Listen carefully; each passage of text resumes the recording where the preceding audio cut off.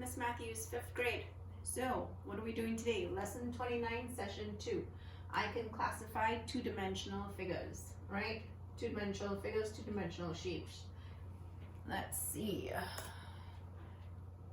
Name two categories each shape belongs to, right?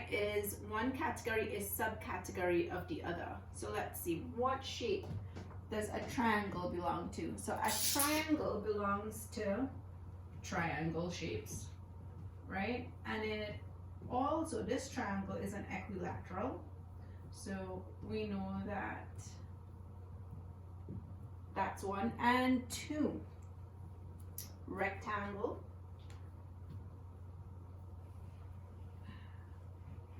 Square. So it's a rectangle because it has 4 sides, and more specifically a square because all sides are equal. And what is this? This is a polygon, right? Because it's a shape. But more specifically, it has 4 sides. They don't have to be equal to be called a quadrilateral, but quadrilateral is a more specific shape. All right. All right. Do you see how these are more specific? So these would be your subcategories, and these would be categories. So any triangle, equilateral means they're all sides are the same. Rectangle, 4 sides. This square, 4 equal sides. Polygon, any shape. And a quadrilateral, it must have 4 sides, not necessarily the same in length. Okay, let's look at this one. So this question gives us a couple of different shapes.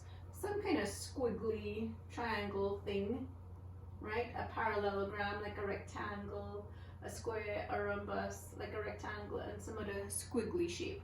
So they want us to classify these into different sections. So what is the widest category that we have from looking at all of these? They all have how many sides? 1, 2, 3. They all have 4 sides. And what do we call 4 sides? We call them quadrilaterals. And then if we look to one more subcategory, we can see parallelograms. And if we go one more subcategory, we have about 3 different ones. We have rhombus, squares, and rectangle. Rhombus, square, and then rectangle, right? Okay, let's see what shapes we put into each of these sections. So quadrilaterals, this is some kind of squiggly looking guy, A and G. So let's put A and G right here. They could also be called polygons, which is an even broader category. And what do we think for parallelograms? You're right, this little guy right here, B, right? He's a parallelogram. What about a rhombus? What do we think? Does this guy look like a rhombus to us? I think he is, because he looks like a little diamond shape. And is D a square? And then what's a rectangle? A rectangle is this tall one and this one, so that's C and F. So did we get all of them? A, B, C, D, E, F, G. All right. So do we understand? Rhombus, this is a diamond shape. The square is in the middle because the square has properties of a rhombus, which is 4 sides. And the square also has properties of a rectangle, it's 4 sides. And there are subcategories of a parallelogram and then subcategories of a quadrilateral. All right? Okay, let's move on to the other one.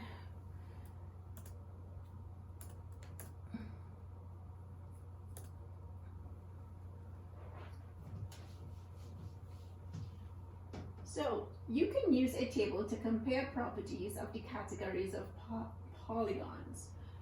4 sides. Which one of these categories? So this is parallelograms. You can follow along in your books. This is quadrilaterals, rectangles, rhombuses, and squares. So what we're doing, we're analyzing that first question that we just did. So 4 sides. Which one has 4 sides? They all have 4 sides. See? Which is why our bigger category was called quadrilaterals. 2 pairs of parallel sides. Parallelograms, obviously that one. Rectangle also has 2 pairs of parallel sides, rhombus and squares. 2 pairs of sides of equal length. So you'll notice the properties are moving from very general to more specific. Okay? 2 pairs of sides of equal length. Parallelogram, 2 pairs of sides of equal length, because a parallelogram is like a rectangle, just skewed. A rectangle, a rhombus, and a square. 4 sides of equal length. That's going to knock out some. 4 sides. So the only ones that have 4 sides of equal length will be the rhombus and the square. Remember, the rhombus is like a diamond shaped. It's like a skewed square. And 4 right angles. A rectangle has a right angle, and a square has a right angle. Okay? All right. And we're modeling it. You can show the relationship among the categories with a Venn diagram. And I think we just did that in the first question, right? 2 regions of the Venn diagram are labeled, and 3 of the shapes have been classified by placing them into the diagram. Write the remaining category names. So we did that in our first question. So you can look back at that and see what we did. All right, let's look at our connectic section, which is always interesting to try to make these connections. All right. So we're looking at the quadrilateral column in the table, and you can look in your books, and the placement of shapes A and G. So that's the biggest section, right? The biggest category. And why are shapes A and G placed in the outermost oval? Right, why are they? Okay, let me get a marker that works. I'll use this one. So quadrilaterals are the most general category.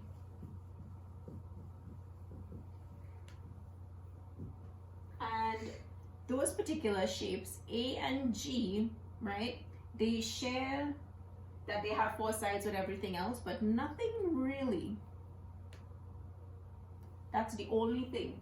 So A and G share the property of having 4 sides. And that's all, because they were kind of squirrely. Explain how the Venn diagram supports this statement. All parallelograms are quadrilaterals. So think about it. All parallelograms are quadrilaterals because parallelograms have 4 sides. But not all quadrilaterals are parallelograms.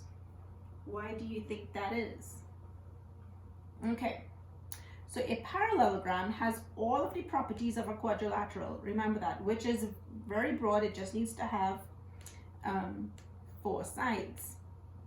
But a quadrilateral does not always have all the properties of a parallelogram. Okay, and number 3. Look at the table. Which categories share all the properties listed for parallelograms? So that would be rectangle, rhombus, and square. And how is this shown on the Venn diagram? So the ovals for rectangles and rhombus, and the region for the squares are all completely inside the oval for the parallelogram. So you'd have to look back at what we would have done before. You would see inside the quadrilateral oval, is the parallelogram oval. And in the parallelogram oval, we have the rhombus oval and the rectangular oval. And where they join, you'll see the square in the middle. But those two inner circles are inside the parallelogram, so they are subcategories of parallelogram. Just like a parallelogram is a subcategory of a quadrilateral, but not the other way around. Okay, let's look at the next question. Number 4, look at the table, right, on your previous page. Which properties are not shared by rectangles and rhombuses? Okay, which properties are not shared by rectangles and rhombuses? So these are the properties that are not shared. For right angles, we know that a rhombus does not have 4 right angles, but rectangles do. We also know for rhombuses they have 4 equal sides, but rectangles don't have 4 equal sides, right?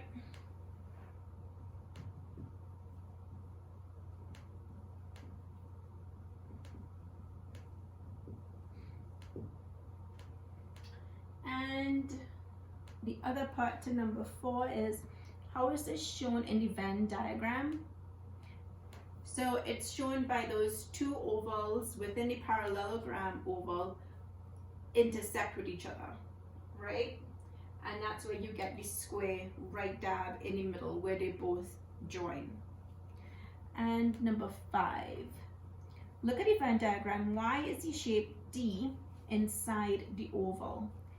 The square has the most properties, okay?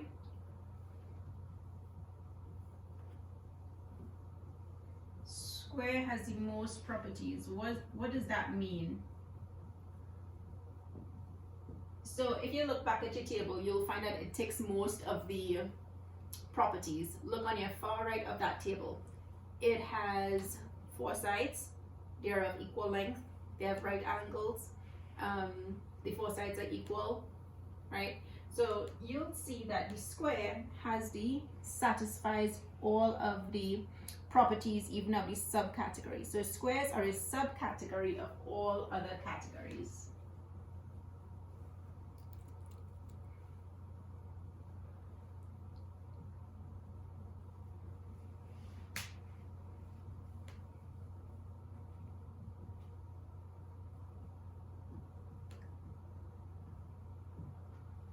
All right, so I hope we get this,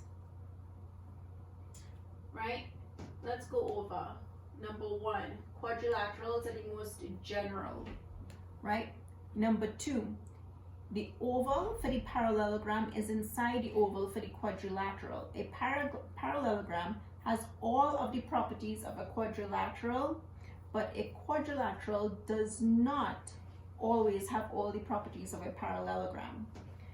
Number 3, rectangle, rhombus, and square. The other part to number 3, how is that shown? Right, the ovals for rectangles and rhombuses and the region for the squares are all completely inside the oval of the parallelogram, so it shows it's a subcategory. Number 4, 4 right angles, 4 sides of equal lengths. How is that shown? Right, the 2 ovals overlap. That's how it's shown. It's not really inside of each other, right? But they just overlap. And a square has the most properties of all.